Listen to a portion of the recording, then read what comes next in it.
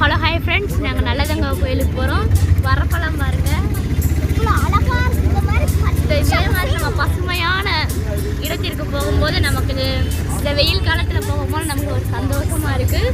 நாங்கள் போகும்போது நாங்கள் சந்தோஷமாக போகிறோம். உங்களுக்கு இந்த வீடியோ அவங்க பாருங்களேன், அப்படியே மேலே மலை பாருங்க எவ்வளோ அழகா தெரியும்.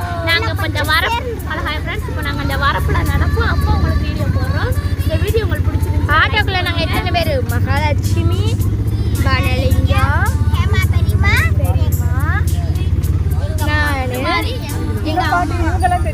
எங்க அம்மா, எங்க பாட்டி, இன்னொரு பாட்டி,